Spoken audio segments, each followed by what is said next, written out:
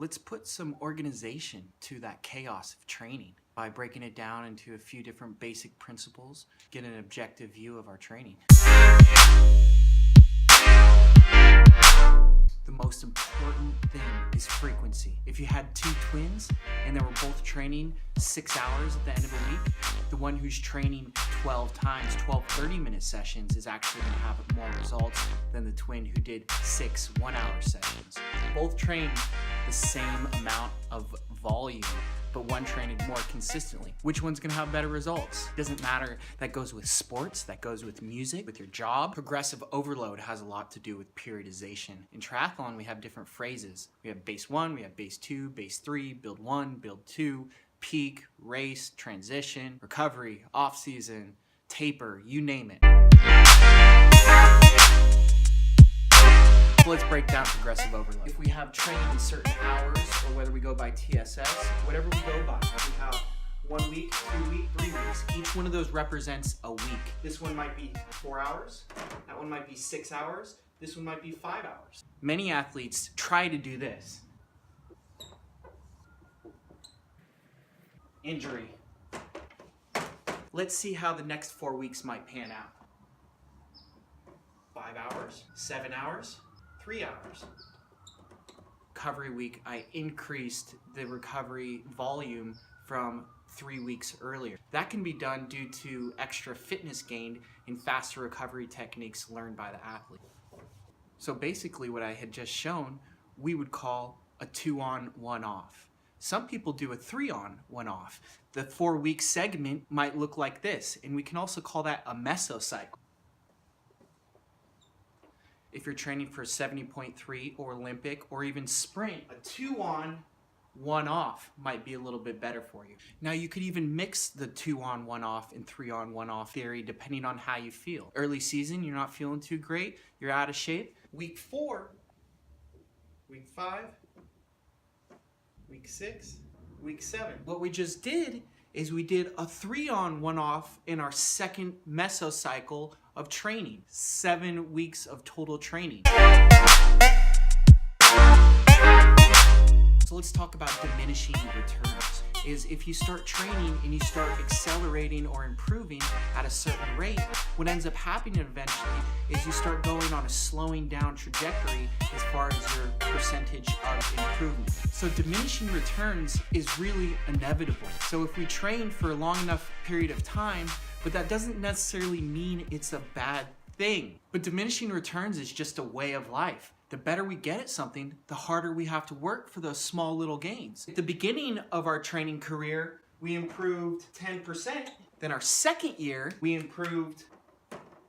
And then our third year, but any improvement is great. So you actually have to work harder in order to achieve the same thing. It doesn't get easier, I just get faster. Isn't about going after the 10% or the 8%. It's about figuring out what's gonna help you. 0.01% is how we reach the 10%. Because you can't get to 9% if you're not at 8.9%. Phases. We have basically a preparation period, early season. It doesn't matter what sport you're doing, you should be learning the movements, be focused purely on technique, getting it down to a habit. None of this shit even matters if you're not frequent or consistent with your training. The thing that's gonna help your training is breaking the year up into different segments.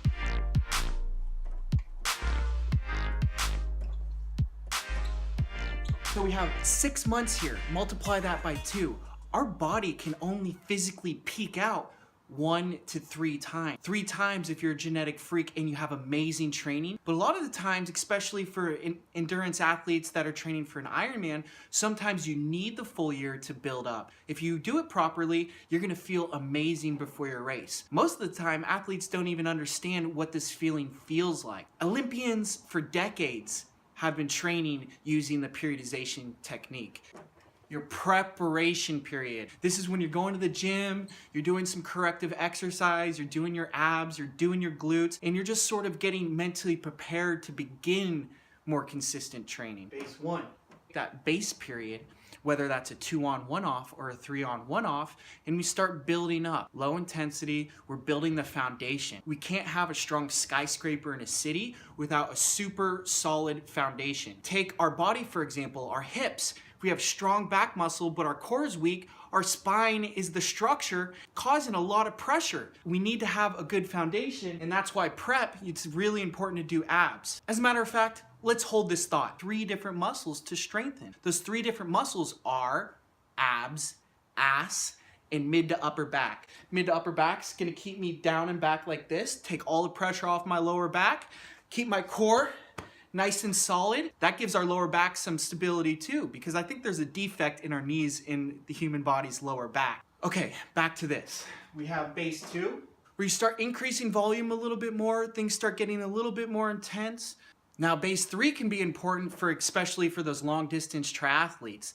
Now, if you're doing shorter distances, you can actually cut the base period a little bit, but it's still very important depending on your training experience and how fit you were going into the off season of the prior year. Build 1 is really where the training starts. It's almost like preparation, base 1, base 2, and or 3. It's like you were training to start training, because build period is very hard on the body and it's very risky. So if you don't have an amazing foundation, it's very risky. Build 2, this is where you really start pushing the body to the limits. You start throwing in a ton of volume and a ton of intensity because you want the body to peak out. Controlled fatigue. Your body should feel really achy. You should be doing a few C priority races here, even B priority races to really help you tune up. But you're doing this with a lot of fatigue. So you're running the edge, peak and taper. I'm gonna talk about peak and taper in the same boat because it's very important that those actually go together. You're gonna reduce volume in a peak period,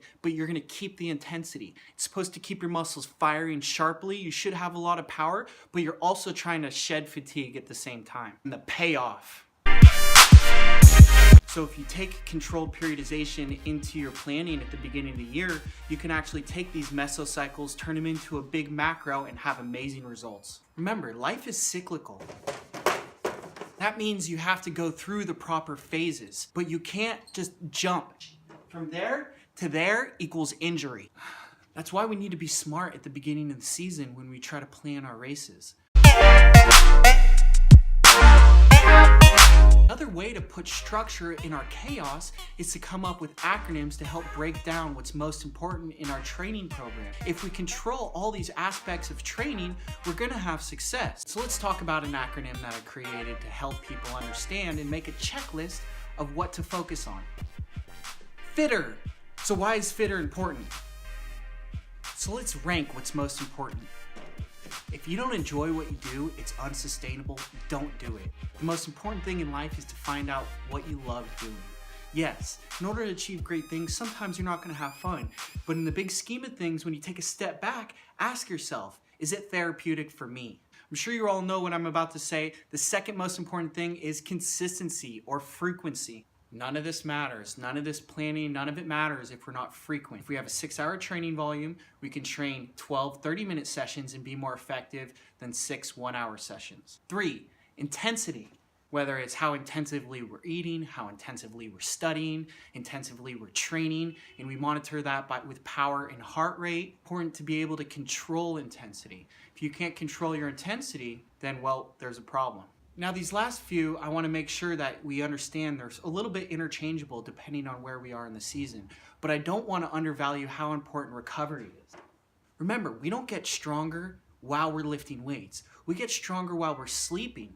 That's the paradox of training. We're going into training to actually damage our muscles. We go in thinking, yeah, I'm going to get swole, when actually in reality, we're going in to damage ourselves. So recovery is the perfect solution to making sure we don't go into overtraining or detrain. Time or duration. Am I doing it for 10 minutes? Am I doing it for 20 minutes? 30 minutes? As long as you're controlling the duration, you can sort of control the intensity as well. Everything is sort of interconnected. Type of exercise. What type of activity are you doing? Are you driving? Thinking? Are you doing math? Are you swimming? Are you biking? Are you running? So remember, fitter. F-I-T-T-E-R. You want to get fitter? Remember fitter.